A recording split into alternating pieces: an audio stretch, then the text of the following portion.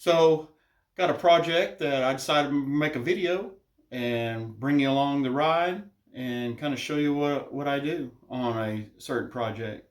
So, I like to personalize stuff. It kind of makes it your own. So, during my shows, I have a cajon that I play. So, the other day, this is it. And I sit on this and I play it. So, I figured, why not throw some advertising on there? Because that's what I do. So this is the front. So it has Will Ross Acoustic on it.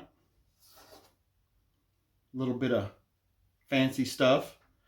Because again, that's what I do.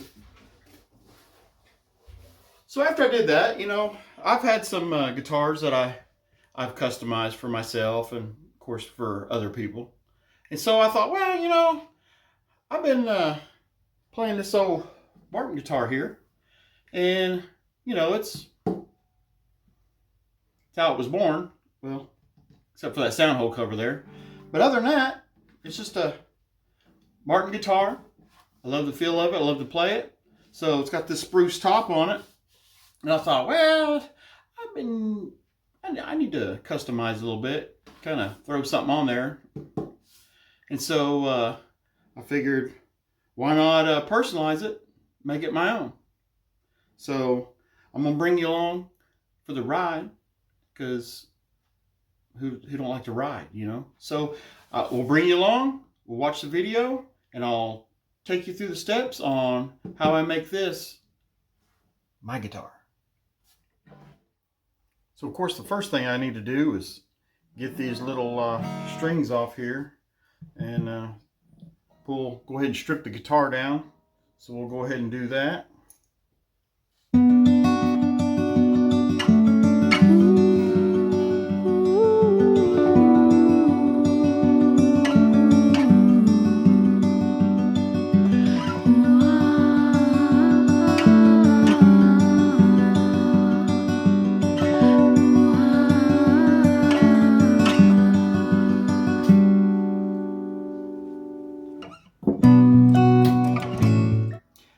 Now, the fastest way that we get these strings off is to cut them.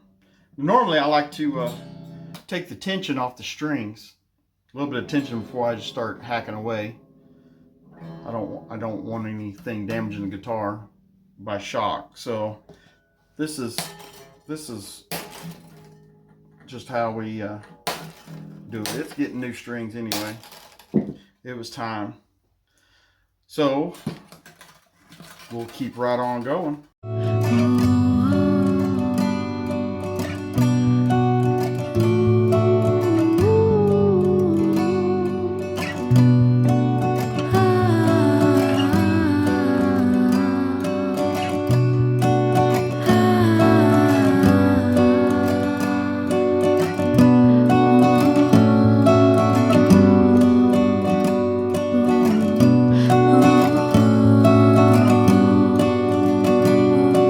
Okay, so there we go. Strings are off of it, pins are out. Go ahead and take the sound hole cover off. It just snaps in. And this is what we're left with. So what we're going to do first is normally I remove the pick guard. Certain guitars you would go ahead and remove all your saddles, bridges, and have a nice clean area to work with. On this particular guitar, I'm going to leave the pick guard on it, and I'm going to try and work my way around everything. So now that we got that done, next thing we're going to do is we're going to do a light sand. I have to tape off the pick guard and the bridge, and we'll probably go ahead and put a little bit of tape around some of this. to protect it from getting scratched where we don't want it scratched. So after we do that, then we're going to jump over on the computer. We're going to figure out exactly what we're going to put on here, and kind of in the design process. I have multiple designs, kind of have no idea what I'm doing. So we'll get that figured out, and then we'll have to get this in the laser and get all that situated out. And then I will show you a process that I've figured out. Basically, I take a picture of this guitar, and then I put it on the computer and I trace it out, and that's where I get my profile of the guitar. And most people don't really understand. They think, well, acoustic guitar, they're all the same. Well, they're actually not. They're different sizes. The body's different sizes, a little bit different shapes. And when we're talking from this point to this point, millimeter wise, they vary. So we have to get all that situated out on the computer. I've already did measurements. I've already got a outline of this guitar, and we're going to go ahead and try and get some different things, get it situated, figure it out, and then we'll get this hooked up, and we're ready to do some burning on this old Martin. So this is the program that I use. It's Lightburn, which is the most common. So we'll get this file opened up here. Let's see. So this is pretty much it.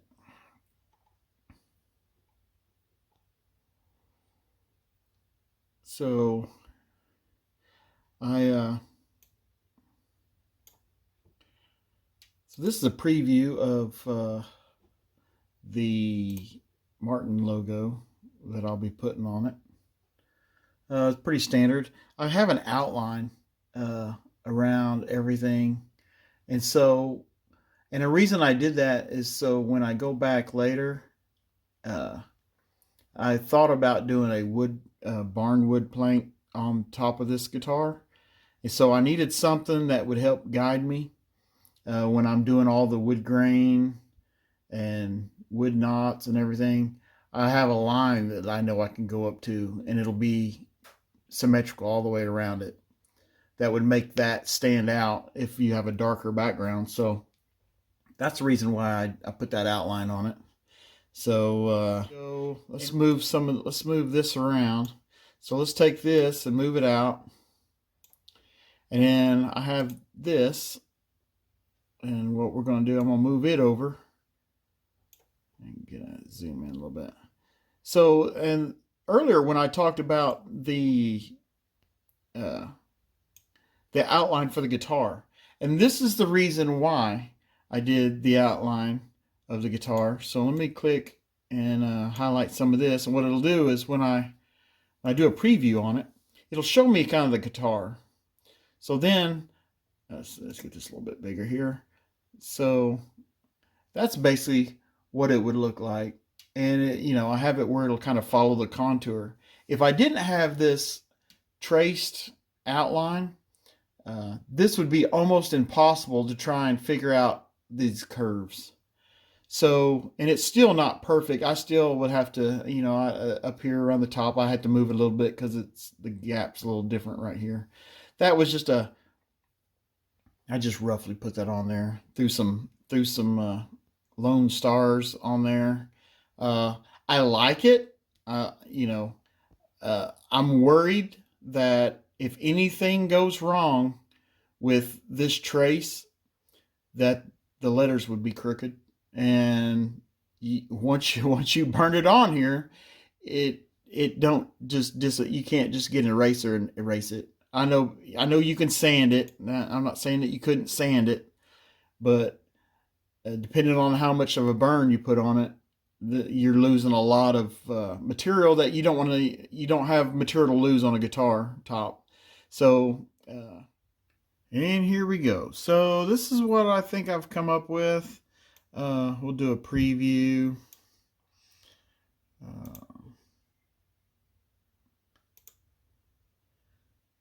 So went ahead and went with the logo down at the bottom.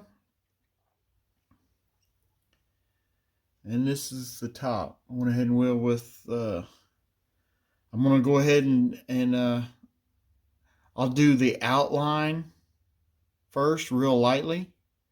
And that way, if there's any, I guess if the spacing isn't right from the edge, as long as I can set the laser to do it real lightly by the power and speed. If everything looks good, then I'll boost it back up and I'll basically just hit redo, and it'll go right over what I already did and it'll make it permanent. And of course I had to add little eagle globe and anchor down here. So I think that's what I want to do. I'm going to go ahead. So I didn't want to get too drastic, because what I think I'll probably still do is I'm going to do the barnwood plank on it. I just love the look of the barnwood plank. So I'll have a whole lot of I'll have to make all the real wood planks with nails and all that. But, you know, it's all about having fun with it and what it will be like when it's done. So I think that's what we're going to do. So we'll go ahead and figure up some settings, and we'll get this guitar. Here we are. We're going to go ahead and tape some of this off. You're going to have to pardon the noise in the background. It is a shop, so we have fans and it's hot outside. Got the air conditioners going, so it doesn't matter. We're going to go do some sanding anyway, so we're going to be making a lot of noise and a lot of dust. And I like this little workbench I have. So usually people use carpet. This is basically just a wooden roller around. I put roller rounds on it because I like rolling it around and getting it where I want it. So it's got drawers on this side. I keep multiple different tapes and electrical stuff for when I'm working on electronics. So we'll go ahead and tape some of this stuff off, and then we'll do some sanding, and then we'll shoot over there and get it hooked up.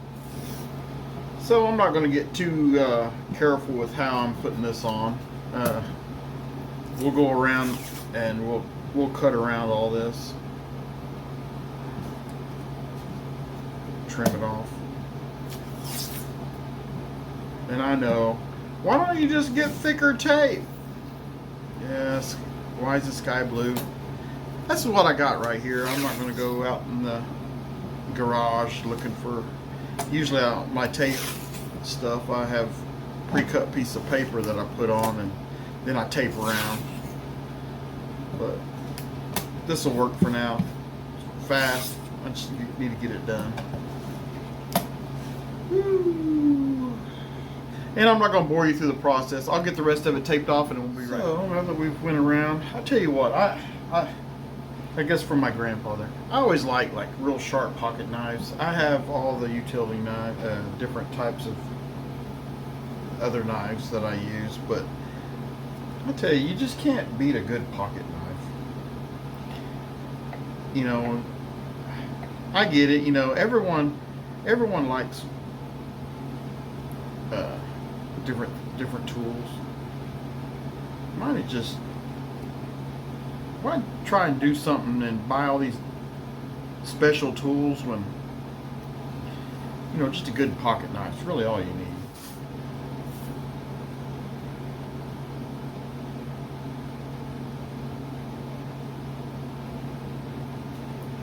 We'll put this on good because this will stay on through the whole process. So we're talking if I do any staining, any of it, it'll stay on. So make sure you do a good job on taping this. And it helps to have good tape. I don't know if this is good tape, but I guess I'm going to find out. So, I don't know if you can see this. If you just lay this flat on here, as long as you have a flat surface, it will help keep what you're working on flat.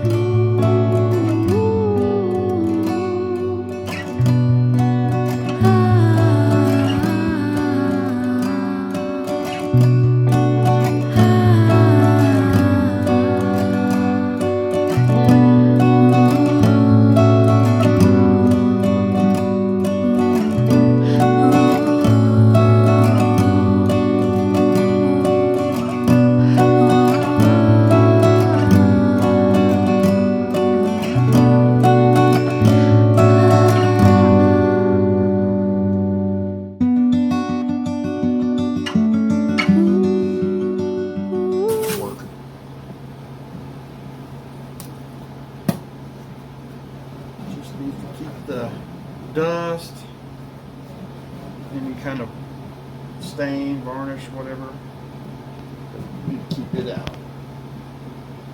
So we'll go around neck, bottom of the neck here, fingerboard.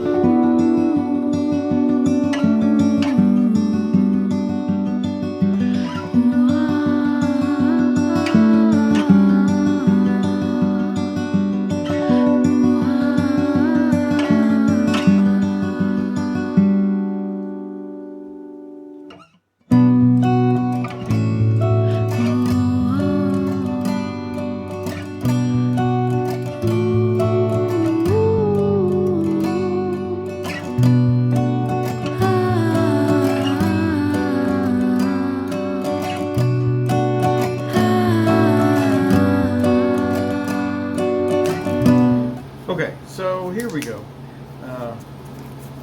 Got this all taped up, and we'll do later on if we get to doing any kind of staining, and usually I go ahead and seal just to keep everything from getting dirty. So I'll now we're back to some sanding. Okay, so here we go. So I've got some 400 grit. This is wet or dry. This is just some cheaper stuff that I have just for this one. I'm just going to go lightly over the larger areas, then I'll go back and I'll hand sand any other areas and around the edge. You got to be careful around the edge because you'll flatten out. This is a rolled edge. It's how the guitar was made.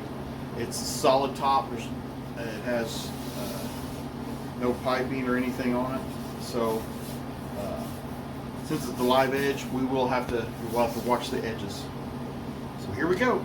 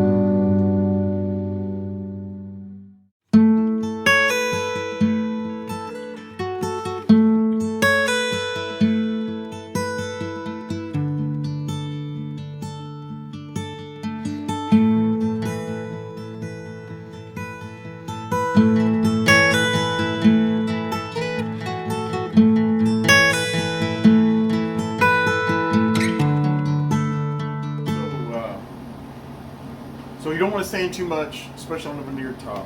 But now that we got this out of the way, I'm going to kind of clean it up a little bit, and then I'll show you what we come up with on the design. extension legs on it. What I have to do first is I have to level what we're going to burn with the table. So use this little level here. You just, wherever area you're working on, it needs to be the same as the table.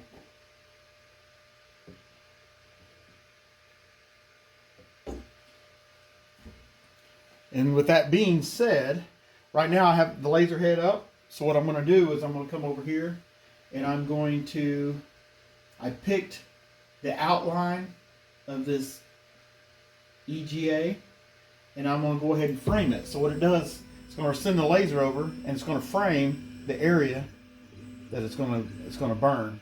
So what I want to do is I want to set the outline to a trace pattern. So now that I have it highlighted, I'm going to go ahead and go to a trace. I'm going to change it. So then I'm going to go over to my cut layers. And now it's at 6,000 millimeters a second. Or a minute, sorry about that. And 1% power. So then what I'll do is I'll go back to the laser setting and I'll go ahead and I'll hit start.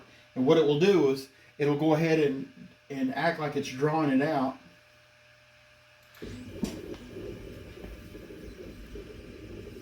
And I'll know exactly where it's at on the actual guitar. Okay, so I need to focus this laser. So what I'll do is once I have it in the area,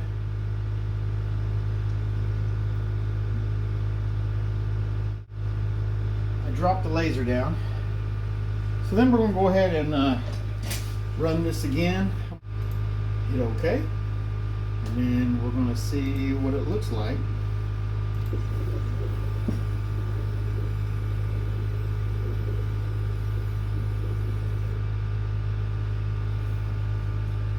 So okay, so now I'm going to go to the main body. I'm going to go ahead and click on it and we'll start the burn. Hopefully we don't get too deep on this. Here we go.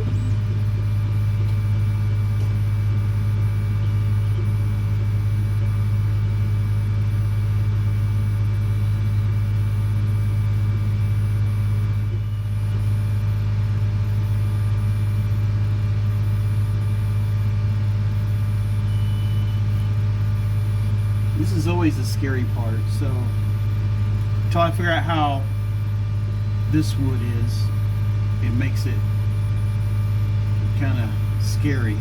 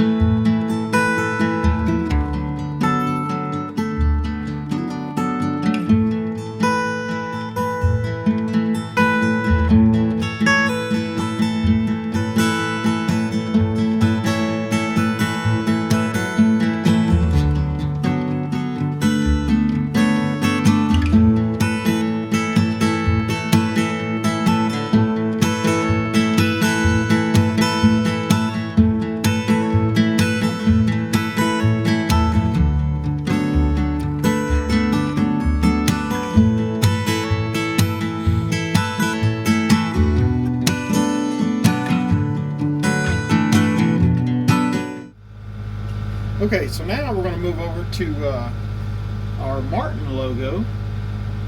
So I put in a trace on it. So first we're just going to basically frame it out so I can get the laser height set.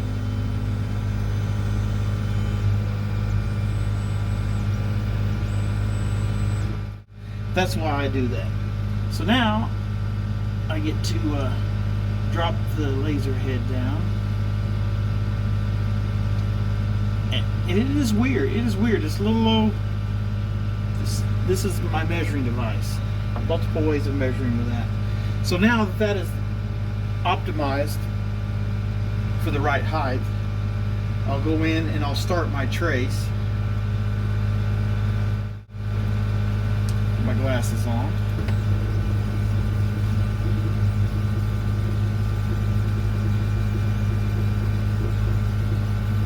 And again, it's kind of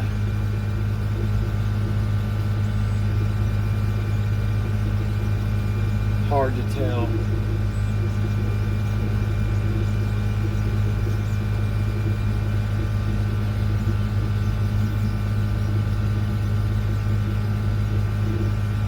It's all over the place. It's going over the outer part, but it's going over everything twice. So sometimes you could kind of see it even at 1%, but it's different. Okay, so I've started on this next logo burn, and I have to just try and keep an eye on it because I don't want to get it too deep.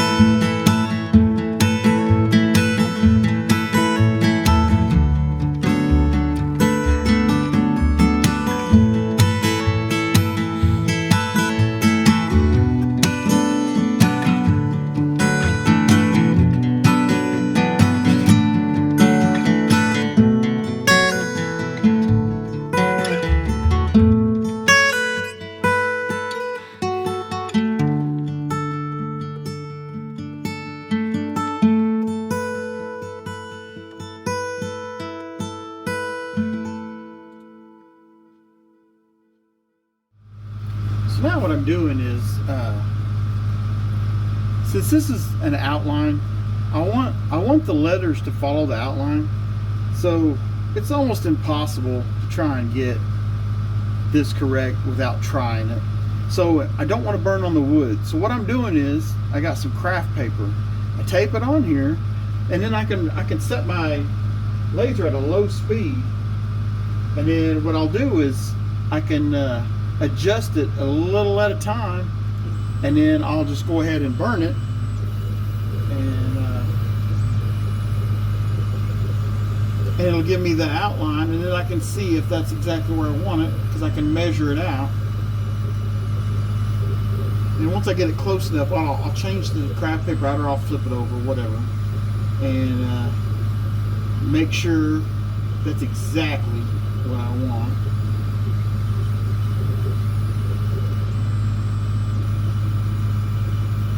I just want everything to look right. Okay, so this is what I was talking about. So your outline here, I can measure this out now, out to the edge, and that's how I can get it symmetrical. If I have to turn it, like I just about did, if I have to turn it, I can change it around.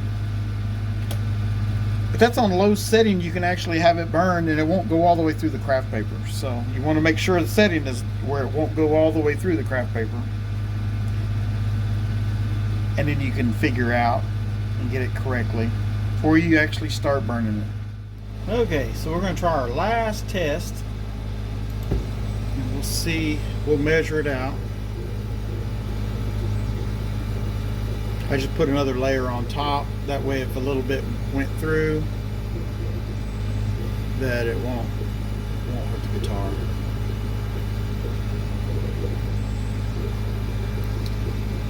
Preferably, I would like it higher on the guitar, but if it's off just a little bit, it'll really stand out the closer you get it to the edge. So that's why I went ahead and dropped it down, and it'll be fine. It'll be fine. So we'll get this out, and I'll measure it one last time.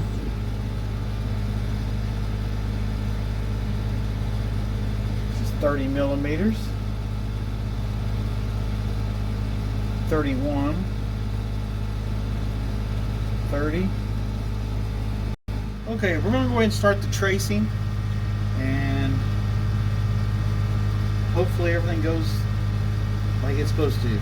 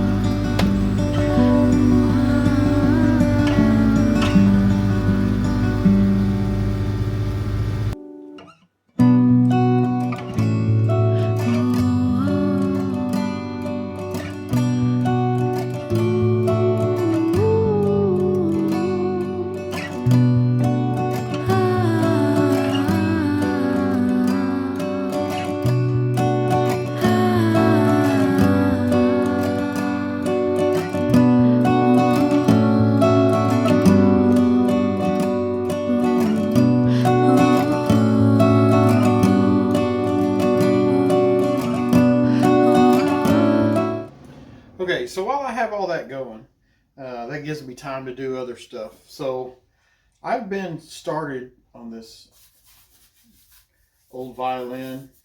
It was a complete rebuild, and it was in bad shape. So I've been slowly making parts for this violin, and so in order to redo something, you have to pretty much make it worse sometimes. So this is basically in pieces. It's coming apart. But main thing is I had to get this, which is actually going to be the back. I had to get the back. I had to rebuild it. This was broke. It had been tried to be glued back together. So I had to cut the tail block down and kind of add another piece to it so I could overlap these two pieces to help hold them together. You can't just glue the ends of wood together. It's not a good joint. So I did have to cut the tail block back a little bit, add another piece in there where I could scab on, I guess you could say. the joint, and I had to go ahead and add a few pieces in here. So once all this is all glued back, you have to go through and even all the edges. Like some of this, when you glue it back on, it's a little proud or whatever. So you want to keep everything flat when you're going through. Also helps remove all any old glue. On the top was, or this is actually the back, but the back was, I've been working on this the most. So when I got it, it was bowed real bad, and it had been glued and patched, and the actual wood. What happens to a lot of these on the seam, when the seam breaks or comes apart, like all these are match cut, and they glue them together, and then they form them after the fact. So since this had come apart, what happens is over the years, moisture, it dries, then it's more moisture, and it dries, and over time the wood will actually start deforming itself. And since the bond is not there to help hold everything together, it slowly started creating almost like a McDonald's sign. The two different pieces here was each bowed. So what happens is I had to actually separate the two pieces of wood, and you have to actually wet the wood down, is what you have to do. And you have to make jigs, and you have to reform the wood. And you want the wood as close as you can get it before you put it back together to what it originally was. And so when I did that and got it flattened out, there was more than a 1/16 of a gap right here in the center. So it's very time consuming, but you basically have to build a little jig that you can put the two pieces together flat on a flat plane. And what you do is you shave the ends down to where you slowly get those pieces back together. And then once you get them close, then you can get carbon copy paper, what I use, and you fold it and you put it in between the joint, and you rub the pieces together just slightly. What that does is it'll show you where all the high spots are. So it's very time consuming, but when you do that, you'll have little marks, and you go through and you shave those little parts down, and you just keep doing it. If it takes 100, 200 times, that's what you have to do, because you want it to go back together, because that's what makes a good joint. The wood has to go back together. You should not be able to see daylight through it. It's a complete seam. So this one I got complete, and so it's been sitting on this jig for probably 2 months now. So it's making sure it's dried out. It's going to hold in this position while I've been working on this one. This part is close to being ready to go ahead and remove this and get it all glued on. And once I get the back all glued on, then I will flip it over, and then we will remove the top. The top is actually in pretty good shape. It had one crack in it, which I've already fixed, and where it was at, I'm not going to mess with putting a cleat on it, because it should be fine. So once I get the top and everything on, then this is going to be a complete refinish, because there's not a whole lot, as you can see, there's not a whole lot of finish. Sometimes on these older violins, you pretty much leave the finish alone. You want to keep the original finish on it. It's not going to hurt anything to have some scratches or anything on it. But this customer, I believe, wanted this one to be kind of custom. I guess you could say, rebuilt, but he wanted it as a keepsake. So we'll do something special for that customer, and I think we're pretty much done on that. So we'll get back on the Martin.